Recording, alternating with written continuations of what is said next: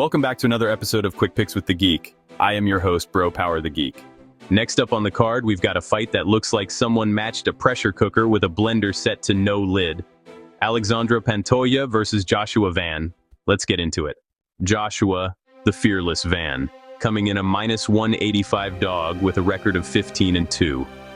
Joshua Van fights like someone told him the judges get paid per strike landed, and he took it personally. The dude breaks calculators. Highest strikes landed per minute in flyweight history, 8.8. That's not pace, that's a medical emergency for the stats intern. His boxing is crisp, accurate, and mean. 56% accuracy with volume that should be illegal in 48 states. He's got a stiff jab, loves hitting the body, and throws combinations like he's trying to unlock a cheat code mid-fight.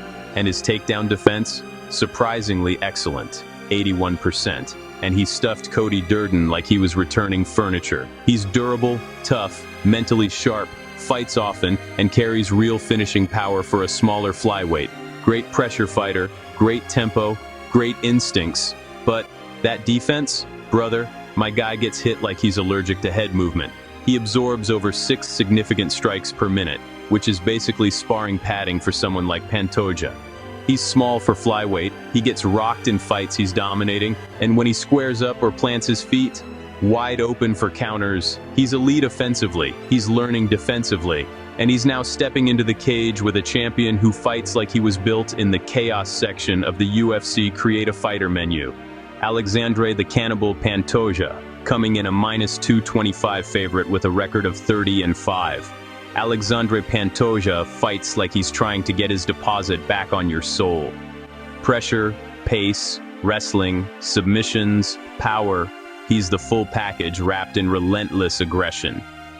10 submissions, brutal top control, insane chain wrestling, and a ground game that feels like being trapped under a weighted blanket made of bad decisions. His grappling is suffocating. His striking has gotten sharper and heavier. He pushes a terrifying pace on the feet and on the mat. And the dog in him? It's a whole kennel. He's outgritted champions, ex-champions, contenders, prospects. He has chewed through half the division and gone back for seconds. But he doesn't take the scenic route defensively. Pantoja willingly absorbs damage like it's a team-building exercise. He gets hit clean, often, and voluntarily. 53% striking defense, and it looks worse in live action.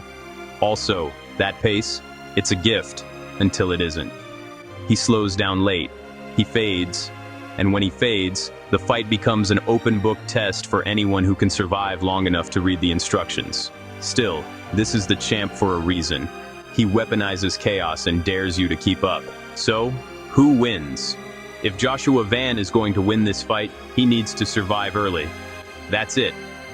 Weather the grappling storm, stay off his back, avoid giving up his neck, and keep this at boxing range as long as humanly possible. The longer this fight stays standing, the more Pantoja's pace works against him. And if we hit round 3 with Van still fresh, that's when his volume becomes a parade Pantoja did not RSVP for. Van can absolutely take over late, punish the holes in Pantoja's defense, and turn this into a cardio test he's built for. But if this goes the other way, it gets dark fast. Pantoja can win this fight with pace, pressure, and grappling violence. He can drown Van early, break his rhythm, drag him down, chain transitions, and force Van into defensive scrambles he's never seen before. If Pantoja gets on his back, this can be a short night. If Pantoja makes this chaotic, wild exchanges, clinches, scrambles, mat returns, it forces Van out of his comfort zone and into Pantoja's world, where bad things happen quickly. Official pick, Joshua Van. I'm rolling with Van. If he can survive the early storm, and that's a big if, I expect Pantoja to slow down while Van ramps up. Van's pace is real, his boxing is cleaner, and his ability to overwhelm opponents with volume is proven. Pantoja is deadly early, but Van wins minutes late. And in a 5-round war, that might be all he needs. If you enjoyed this, go ahead and smash that like button.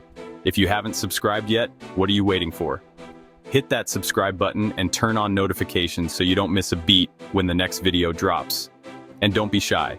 Leave a comment below and let me know who you got winning this fight. Let's see who really has the crystal ball around here. Until next time.